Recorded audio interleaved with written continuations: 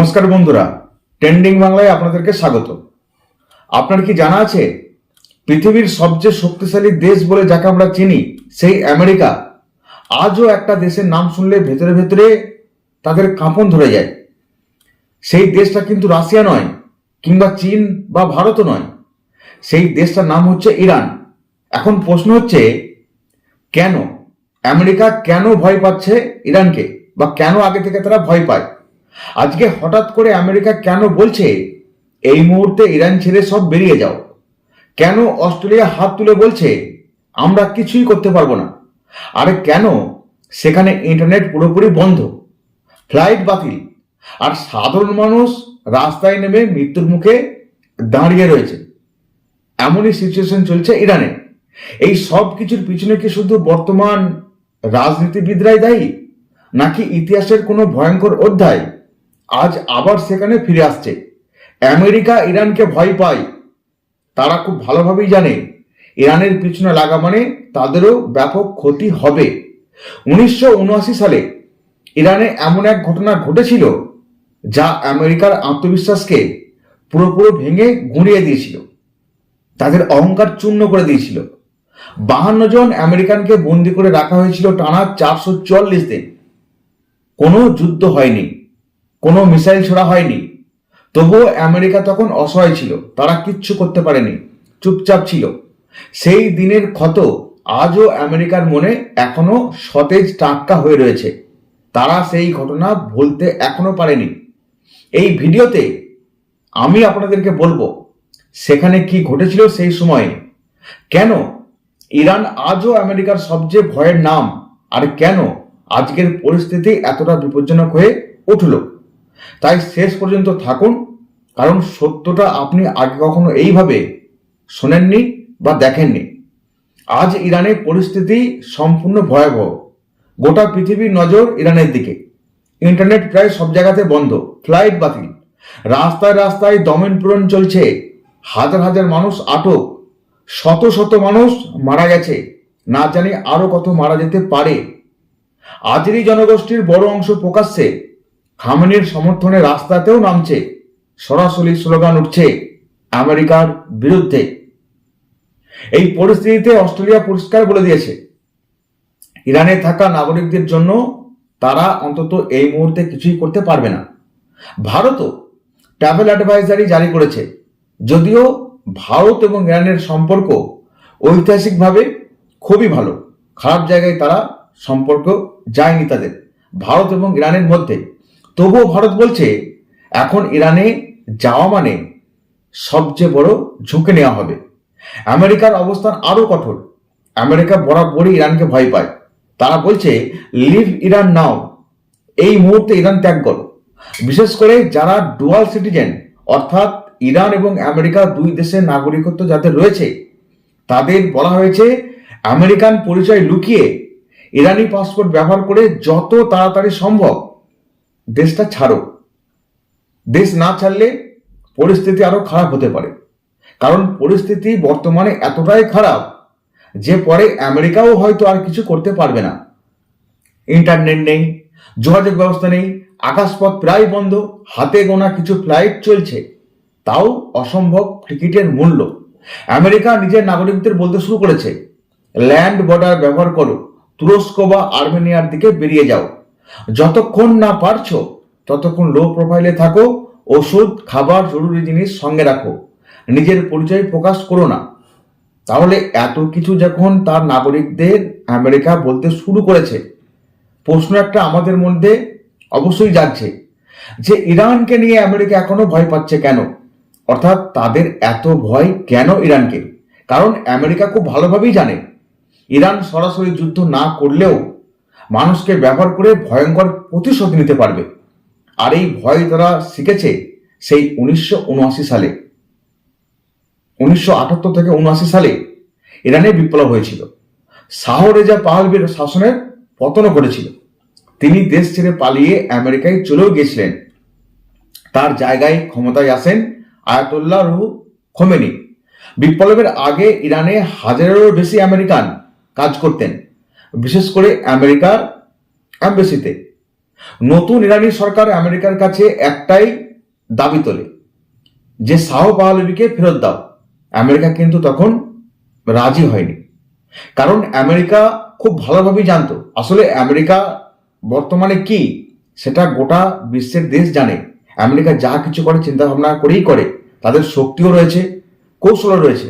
তখন আমেরিকা রাজি হয়নি, কারণ আমেরিকা খুব ভালোভাবেই জানতো ভবিষ্যতে ক্ষমতা বদল হলে এই শাহ পরিবার তাদের সবচেয়ে বড় হাতিয়ার হবে, তাই তাকে আশ্রয় দেওয়া উচিত। আর এই সিদ্ধান্ত আগুনে সম্পূর্ণভাবে ঘি ঢেলেছিল। আসলে আমেরিকা যা কিছু করে পূর্ব পরিকল্পনা ভাবেই করে, ভবিষ্যৎ ভেবেই করে। 1979 সালে বিক্ষোভ ভয়ঙ্কর রূপ নিয়েছিল। একসময় আমেরিকান এম্বাসিতে হামলা হয়। শেষ পর্যন্ত ইরানি ছাত্ররা পুরো এম্বাসি দখল করে নেয় এবং 52 জন আমেরিকান কূটনীতিক আর কর্মীকে বন্দী করেছিল। এই বন্দিত্রা চলেছিল প্রায় টানা 444 দিন। একটা ঐতিহাসিক ব্যাপার ছিল। এই সময়টা ছিল পুরোপুরি নরকের মতো।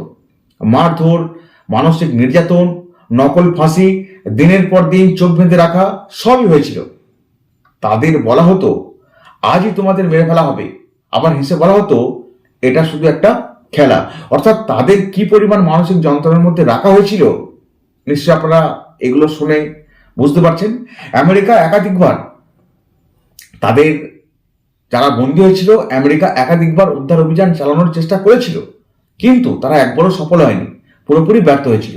খারাপ আবহাওয়া ছিল, যান্ত্রিক ত্রুটি, সব মিলিয়ে প্রতিটা প্রচেষ্টা তাদের ব্যর্থ হয়েছিল এবং পুরোপুরি তাদের পরিকল্পনা ভেস্তে গিয়েছিল। শেষ পর্যন্ত 1981 সালের 20 জানুয়ারি রোনাল্ড রিগান প্রেসিডেন্ট হওয়ার দিনই এক চুক্তির মাধ্যমে বন্দীদের মুক্তি দেওয়া হয়। বিনিময়ে আমেরিকাকে ইরানে তাদের সম্পদ এবং দাবি ছাড়তে হয়। এই বন্দীরা দেশে ফিরলেও তাদের জীবন কিন্তু কখনোই স্বাভাবিক হয়নি। আজও অনেকেই পিটিএসডিতে ভুগছেন। দুঃস্বপ্ন, আতঙ্ক, মানসিক যন্ত্রণা সবকিছু আজও তাড়া করে বেড়ায় সেই বন্দীদেরকে। এই ঘটনাই আমেরিকার মনে স্থায়ী ভয় বসিয়ে দিয়েছিল। এই কারণেই আজ ইরানের পরিস্থিতি খারাপ হতেই আমেরিকা আর ঝুঁকে নিতে চায় না, কেননা আগের ভয় তাদের রয়েছে। তারা জানে ইরান কি করতে পারে, যদিও তারা খুব শক্তিশালী, কিন্তু ভয়টা তাদের এখনো রয়েছে। তারা জানে যে ইরান যুদ্ধ না করেও ভয় দেখাতে পারবে, সাধারণ মানুষকে ব্যবহার করে চাপ তৈরি করতে পারবে। শেষে একটা কথা বলি, দেখুন এই ব্যাপারে ভারতের অবস্থান এক নয়, সম্পূর্ণ আলাদা। ভারত প্রায় সব দেশের সঙ্গে ভারসাম্য রেখে চলেছে, যেটা বুদ্ধিমানের কাজ।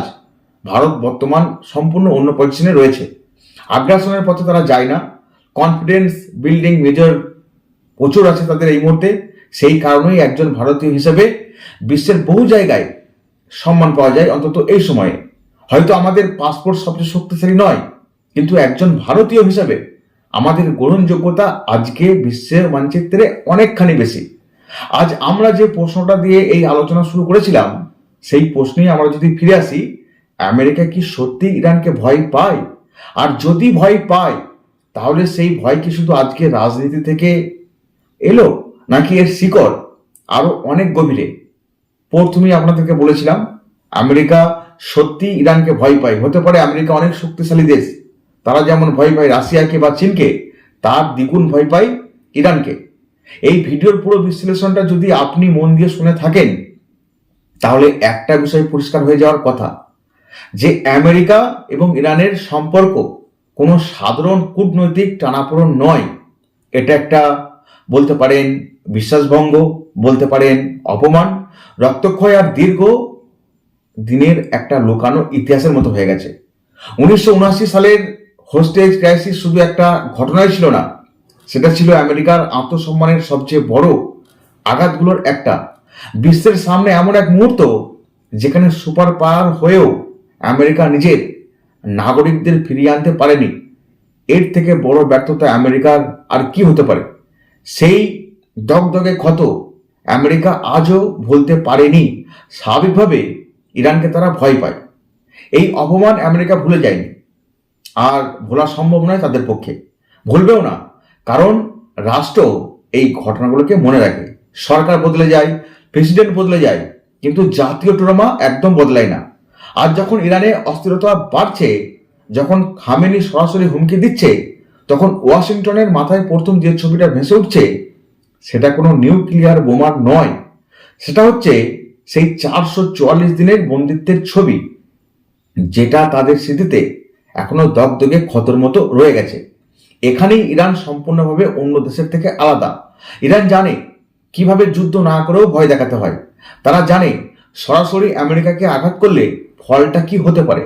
তাই তারা খেলছে মানুষের মনস্তত্ত্ব নিয়ে, পুরনো স্মৃতির সঙ্গে আর ভয়ের সঙ্গে।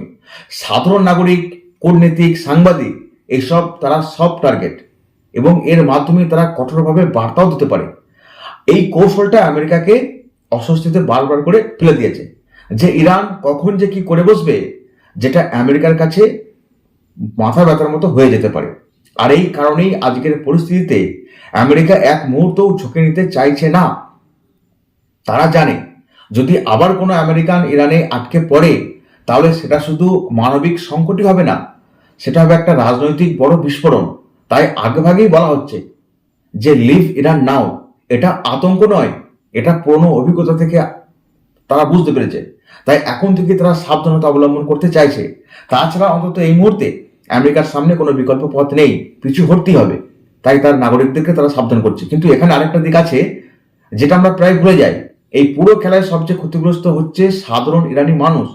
তারা না আমেরিকার শত্রু, না বিশ্ব রাজনীতির খেলোয়াড়, তবু তারা রাস্তায় গুলি খাচ্ছে, জেলে যাচ্ছে, নিরীহ মানুষের মতো প্রাণও হারাচ্ছে। ক্ষমতার লড়াইয়ে সাধারণ মানুষের জীবন যে কতটা সস্তা হয়ে যায়, কতটা বিপন্ন, ইরান আজকে তার সব থেকে বড় জলযন্ত্র উদাহরণ হয়ে গেছে। দেখুন, কয়েকদিন ধরেই আমরা এই ঘটনাগুলোকে লক্ষ্য করছি। ইরানে ইন্টারনেট বন্ধ, সংবাদ প্রবাহের অবস্থা থমকে গেছে, একদম ভালো নয়। কারণ যে সরকার তথ্য নিয়ন্ত্রণ করতে পারে, সে মানুষের চিন্তাও নিয়ন্ত্রণ করতে পারে। আর যখন সত্য চাপা পড়ে যায়, তখন ভয় আরো গভীরে চলে যায়। এই পরিস্থিতিতে বিদেশি নাগরিকরা শুধু রাজনৈতিক অস্ত্র নয়, তারা হয়ে উঠছে দর কষাকষির পণ্য। আর সেটাই আমেরিকার কাছে সবচেয়ে বড় দুশ্চিন্তা। পুরনো স্মৃতি তাদেরকে আজকেও ভাবাচ্ছে, যদি আবার তেমন কিছু হয়। এই পুরো ঘটনা আমাদের আরেকটা গুরুত্বপূর্ণ শিক্ষা দিচ্ছে, যে আন্তর্জাতিক সম্পর্ক মানে শুধু একটা চুক্তি কিংবা একটা সম্মেলন নয়, বা গোল টেবিলে বসে মীমাংসা করে নেওয়া নয়। এটা হচ্ছে একটা স্মৃতি, আচরণ এবং পুরনো বিশ্বাসের হিসাব। একবার বিশ্বাস ভেঙে গেলে সেটার ছায়ার সঙ্গে কয়েক দশক ধরে টিকে থাকে। ইরান আমেরিকার সম্পর্ক তারই একটা বড় উদাহরণ। দেখুন, এই পরিস্থিতিতে ভারতের কথা এসেই যায়, কেননা ভারতের সঙ্গে ইরানের সম্পর্ক ভালো, আমেরিকার সম্পর্ক ভালো। এখন প্রশ্ন আসছে, এসবের মধ্যে ভারতের অবস্থানটা তাহলে কোথায়? অনেকেই জানতে চাইবেন যে ভারত কোন দিকে। ভারত এই ক্ষেত্রে সত্যিই তারা ব্যতিক্রমী ভূমিকা নিয়েছে। ভারত কখনো বিশ্ব রাজনীতিতে অতিরিক্ত আগ্রাসীও হয়নি, আবার কখনো পিছিয়েও আসেনি। কারণ কারো ঘাড়ে বন্দুক রেখে বন্ধুত্ব তারা চায় না। আবার নিজের স্বার্থে নতজানুও তারা হয়নি। এই ভারসাম্যপূর্ণ নীতির কারণেই আজ ভারত প্রায় সব দেশের সঙ্গে চলতে পারে, বলতেও পারে। আমেরিকার সঙ্গেও, ইরানের সঙ্গেও চলতে পারে, আবার রাশিয়ার সঙ্গেও। অর্থাৎ ভারতের সঙ্গে কারোর সম্পর্ক অন্তত এই মুহূর্তে খারাপ হয়নি। এই কারণেই একজন ভারতীয় নাগরিক বিশ্বের অনেক জায়গায় তুলনামূলকভাবে নিরাপদ। হয়তো আমাদের পাসপোর্ট বিশ্বের সবচেয়ে শক্তিশালী এই মুহূর্তে অন্তত নয়, কিন্তু ভারতের বর্তমানে যে ইমেজটা রয়েছে সেটা অনেকখানি শক্তিশালী। মানুষ জানে ভারত শান্তির জায়গা। ভারত মানে কোনো সংঘাত চায় না, ভারত মানে কোনো যুদ্ধ চায় না, আলোচনা চায়। ভারত মানে আগ্রাসন নয়, একটা সহাবস্থান। এই ভিডিওর শেষে এসে একটা কথাই বলবো, ভয় সবসময় দুর্বলতার চিহ্ন নয়। কখনো কখনো ভয় অভিজ্ঞতার ফলও হয়। আমেরিকার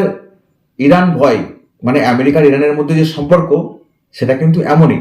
আর ইরানের আত্মবিশ্বাস আসলে সেই ইতিহাস থেকে এসছে, যেখানে তারা একবার সুপার পাওয়ারকে মাথা নত করতে বাধ্য করেছিল। আবার দেখুন, আমেরিকাকে কিন্তু বিশ্বাস নেই।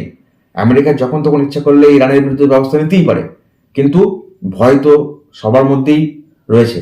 তাই এই পরিস্থিতি যে কোনো সময় বদলাতে পারে। আমেরিকার প্রেসিডেন্টকে তো আপনারা চেনেন, তিনিও মানুষ হিসেবে যখন তখন বদলে যেতে পারেন, কিন্তু এই পরিবর্তনের দাম অনেক চড়া হতে পারে। তাই আজকের বিশ্ব রাজনীতিতে সবচেয়ে বড় বিপদ হচ্ছে, আমরা প্রায় ঘটনাকে নাটক হিসেবে দেখছি, কিন্তু ভুলে যাচ্ছি এর ভেতরের রাজনীতিকে। ইরান যেখানেই থাকুক, আমেরিকা তাদেরকে ভয় পাক বা না পাক, অন্তত এই পরিস্থিতিতে যাতে সাধারণ মানুষের কোনো ক্ষতি না হয় সেই দিকটা দুই দেশের যারা রাষ্ট্রপ্রধান রয়েছে তাদের সবাইকেই ব্যাপারটা দেখতে হবে। তাদের জাঁতাকলে পড়ে যাতে সাধারণ মানুষের কোনো অসুবিধা না হয়।